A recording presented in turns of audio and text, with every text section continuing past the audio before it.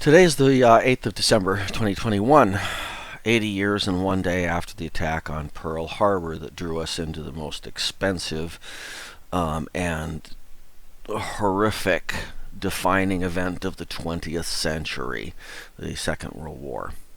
A war that probably is the only war that a lot of American students can name, even if they can't tell you when it happened, or who was involved, or who won. But that's not the war we're going to talk about today. The war we're going to talk about is a war that hasn't happened yet, that is 400 years old. And that is the current situation with the Russians and Ukraine. And let's take a look at what's going on. The first thing we're going to do is something that a lot of Americans, especially those who have been through the public school system, cannot do. We're going to locate the nation. There's the Ukraine. We're zooming in on it. On the north of the Black Sea, that little thing that's shaped sort of like a pork chop, more or less, in the lower right-hand corner of your screen is the Crimean Peninsula. We'll get to the Crimean Peninsula later. Odessa is the Ukraine's port on the Black Sea. A vast amount of the trade that constitutes the backbone of the Ukraine's economy flows through Odessa, down the Black Sea, out into the Med, and thence to the world. Odessa may very well be in the news in the near future. Keep that in mind because it's critical to the Ukraine. Okay, this is a picture of shipping right around the port of Odessa as it stands right now, the 8th of December, 8:53 p.m. Central Standard Time. Interestingly enough, just a couple of days ago, I and one of my really smart buddies were discussing the situation there, and we were looking at the Black Sea in real time. And the picture at that time was very different. Instead of the 4 or 5 vessels you see headed south away from Odessa, there was well over a dozen, and there was only 2 vessels headed toward Odessa underway, and there weren't very many at anchor. It looked like everything that had a propulsion system was getting out of the area. And since this is just about exactly what we saw 48 hours before the Crimea was taken by the Russians around Sebastopol, for a few minutes there we thought things were about to get really, really hot. Now, on digging deeper, we decided that wasn't the case. But anyway, that's what we were looking at the time. So, this is Cali. Cali is the main assistant here in the studio. Meow. Oh. Meow. Yeah. It's her job to knock things off the shelves, bump the mouse. I tried videotaping a little bit of her a minute ago, and she literally casually leaned against the keyboard. No matter where I put the keyboards, I could put them in a vault in Cincinnati. She'd find a way to push a key and mess things up. I'm not entirely sure she isn't actually a hacker in a fur coat. But, you know, what do you do? It's so hard to get good help. Now, there she goes. She's pushing buttons on the keyboard. I think the secret is that the computer stuff is warm, and she, like all cats, just loves warm stuff. What do you do? Not right. Ow. Newsweek, the day or so before the president's meeting with Vladimir Putin, a virtual meeting where our virtual president met with the guy who's virtually about to take over Eastern Europe. It's virtual all around. If you read their article, Newsweek's article, you would have seen this headline.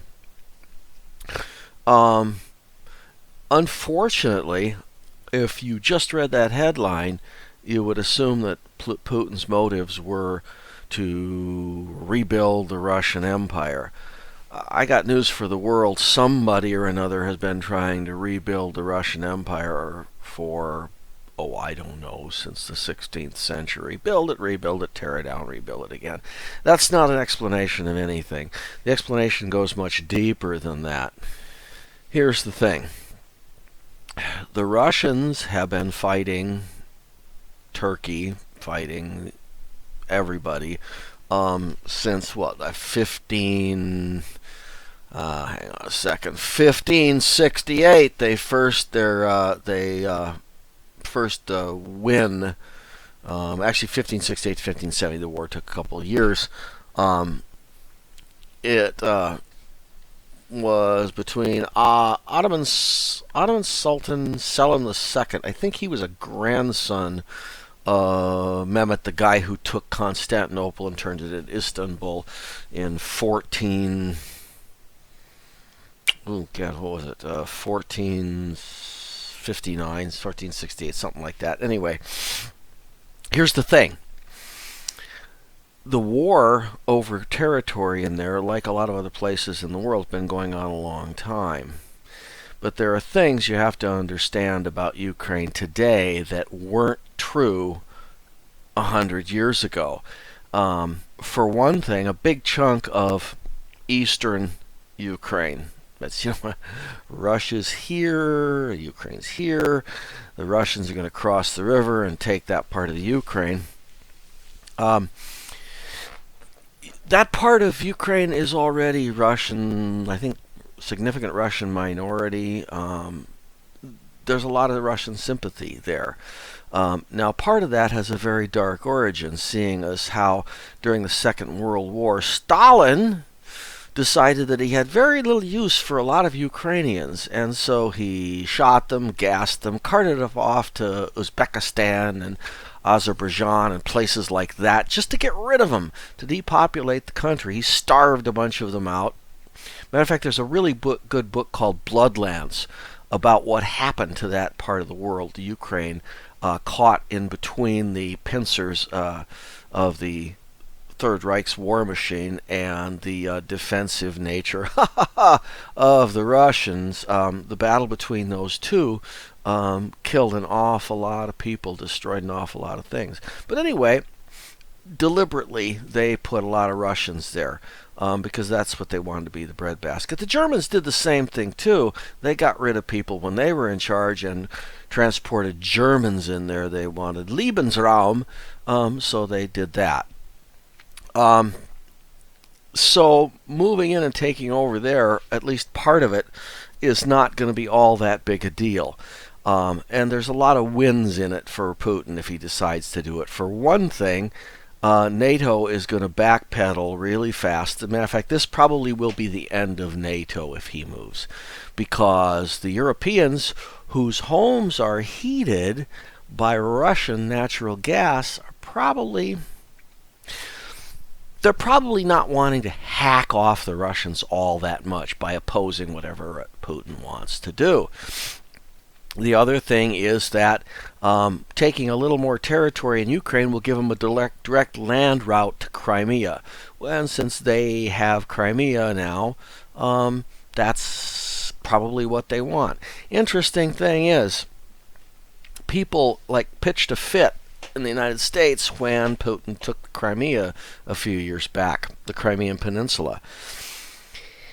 The Russians took the Crimea away from the Ottoman Empire in the late 18th century. All right? The United States was a brand new country when that was done. And they held it for a very, very long time. It declared its independence in 1774, 2 years before the United States had our little pre-United States dust up with the British Empire here on the continent. It declared its independence, but effectively it was simply a part. It was controlled by Russia, and Russia held it all those years. Matter of fact, it was Khrushchev, sometime in the 50s, who handed the Crimean Peninsula back over to Ukraine. Now, his reasons for doing that are a little bit obscure. But the fact of the matter is, since the Ukraine was utterly controlled by the Russians, why should they care if the Russians controlling Ukraine shouldn't really care if the Ukraine controlled the Crimea, because they pulled the Ukraine strings, so it was all good. It was just when the Soviet Union broke up in 92 that this started to cause a bit of a problem. So a few years ago, the the Russians decided to correct an error made by one of their previous premiers, and took the Ukraine back. The other thing is the Russians would really like to build a nice little pipeline right across the Ukraine. It would be terribly convenient to have their pipeline for getting their natural gas to their customers in Europe if they could just zip right across the open country there unopposed. And if they march in, take part of the Ukraine, and nobody does diddly squat about it, the remainder of the Ukraine is probably going to roll over and put its paws in the air. And, I'm sure they'll get paid by the Russians for the right-of-way, the access to the pipeline, all that. But that puts Russian influence all the way across the Ukraine. There's their pipeline. Well, they're going to have to guard their pipeline. They're going to have unfettered access to their pipeline. So Russian troops will be going places wherever they bloody well please, and the Ukrainians won't be able to do squat about it because, like I said, paws in the air Europe, who desperately need that energy, going green. Going green in Europe apparently means we're going to burn Russian natural gas. It's a win for the Russians. So, final subject we're going to deal with here. When are the Russians going to do this? The simple answer is A, we don't know for sure that they're going to. It's entirely possible that Putin is absolutely sincere in his soft intimidation that he's simply putting the troops there to tell NATO to back the heck off and the United States to sit down and shut up. Which something we've wished our presidents would do for, the last 3 or 4 administrations. I don't think so. I think that they're going to make a move for the reasons I've just outlined. Furthermore, the guys that I talk to who know more about these subjects than I do are saying the same thing. They believe that Putin is going to make a move. When's he going to do it? It's a lead pipe cinch it's going to happen. If it happens at all, it's going to happen before November of 2022. Because what may or may not happen in the United States administration-wise, control of the government of the United States, is a crapshoot for the Russians.